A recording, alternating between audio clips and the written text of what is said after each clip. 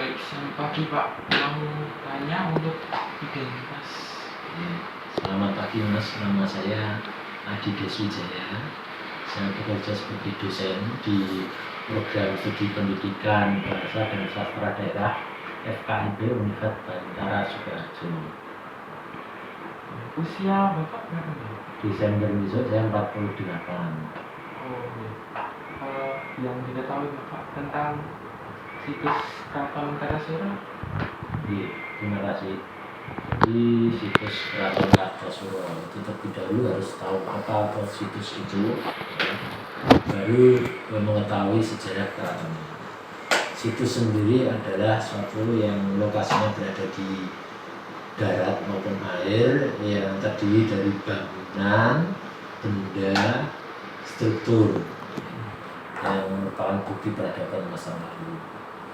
Kemudian Keraton Kartosuro sendiri itu adalah bukti adanya pemerintahan umat Islam pada masanya, yang sebelumnya berada di Pleret Yogyakarta, yang bermula dari Panembahan Senopati di Mataram, Kota Gede, kemudian Sultan Agung, kemudian Amangkurat I di Pleret. Kemudian karena ada konflik dari dalam maupun dari luar, kemudian pindah ke Kartosuro, yang akhirnya bertahan adalah Amangkurat II, putra dari Amangkurat I.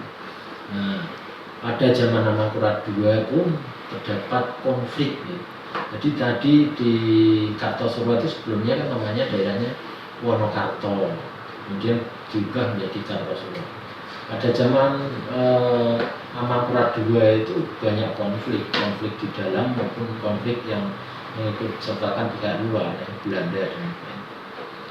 Di situ sampai berganti Mangkurat III, IV, kemudian Pakubuwono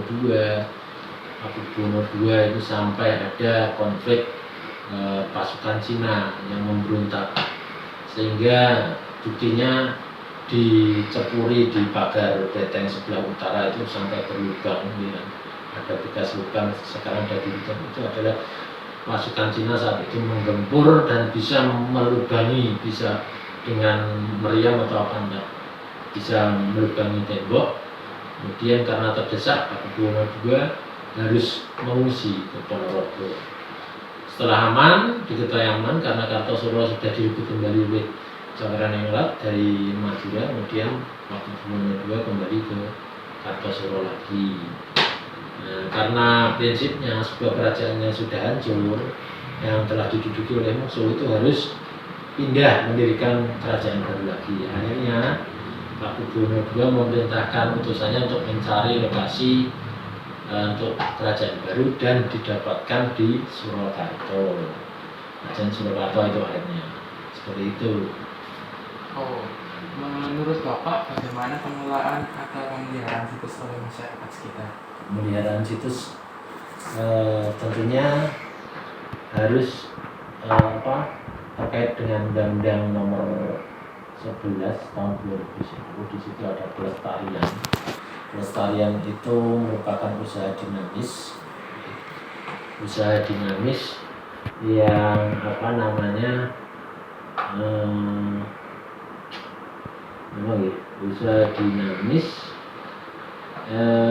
untuk mempertahankan keberadaan cagar budaya maupun nilai-nilai yang terkandung di dalamnya, yang dapat dimanfaatkan, dikembangkan. Itu pelestarian. Sehingga untuk memeliharanya pun harus melihat dari kondisi dari situs tersebut. Selama ini pemeliharaannya itu mendapat bantuan dari BPJB Jawa Tengah yang ditugaskan juru kuncinya. Sebenarnya pemeliharaan ini harus mengikut sertakan masyarakat sekitar pula, tahu pentingnya situs itu seperti apa. Masyarakat harus tahu, sehingga tidak mudah untuk kemudian dirusak dan sebagainya. Selanjutnya, apa saja yang bisa dikembangkan dari situs agar bisa benar? Situs itu nantinya kan dapat bermanfaat bagi masyarakat, dapat meningkatkan kesejahteraan masyarakat, tentunya di bidang pariwisata. Nah, ini juga harus ada kolaborasi antara pemerintah daerah untuk mempromosikan Keraton Kartosuro, situs Kartosuro sebagai tempat wisata. Tidak hanya wisata hanya bermain, tapi juga wisata edukasi. Nah, seperti itu. Pesan Bapak untuk masyarakat Indonesia agar warisan sejarah dan budaya dapat terus dilestarikan apa ya? Untuk melestarikan, pesan saya itu masyarakat Indonesia harus tahu dulu apa toh warisan budaya itu, seperti apa manfaatnya apa. Kemudian setelah tahu warisan budaya, apa wujudnya warisan budaya itu, kan? Nah, setelah itu nanti kalau sudah mengetahui, kita akan timbul rasa memiliki, maksud memiliki di sini rasa untuk menjaga dan memeliharanya. Jadi harus mengetahui terlebih dahulu warisan budaya itu apa, fungsinya apa, tujuannya apa. Tidak lain adalah warisan budaya itu mengandung nilai-nilai tadi ya.